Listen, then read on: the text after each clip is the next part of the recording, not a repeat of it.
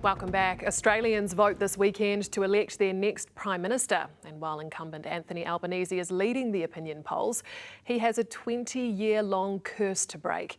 The PM pointed out today that in the brutal world of Aussie politics, no Prime Minister has been re-elected after serving a full term since 2004.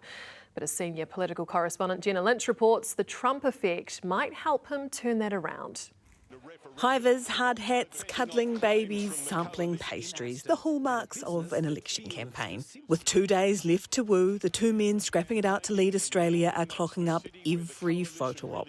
And this eerily familiar Liberal Party slogan is not the only likeness to New Zealand's last campaign. We can help families with the cost of living crisis. Labor has a real plan for cost of living support. We've already acted on cost of living. This cost of living crisis.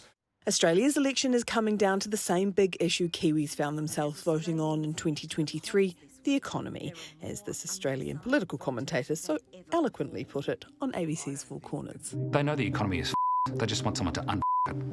And they're not seeing that from either party at the moment. Yes, the cost of living crisis stretches Trans-Tasman. Are Australians better off now than they were before you were elected? What they'll consider is who has the best offer for them in 3 years' time. And if the Prime Minister can't be straight with the Australian people, I will be.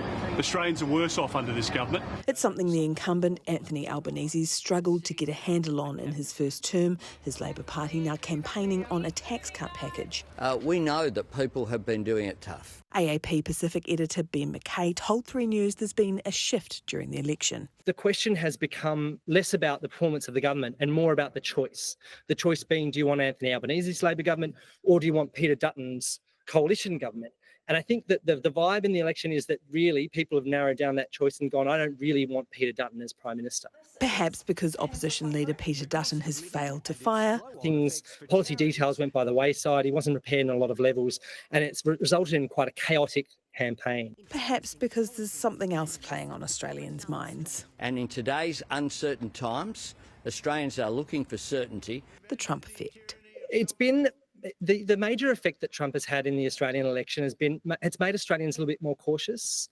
I mean, with a fractious world, a dangerous world, I think people are less inclined to take a punt on a new Prime Minister. Despite Albanese leading the polls, he's not counting any chickens because the Australian voting public and its backstabby, coup-happy politicians can be brutal. We take nothing for granted.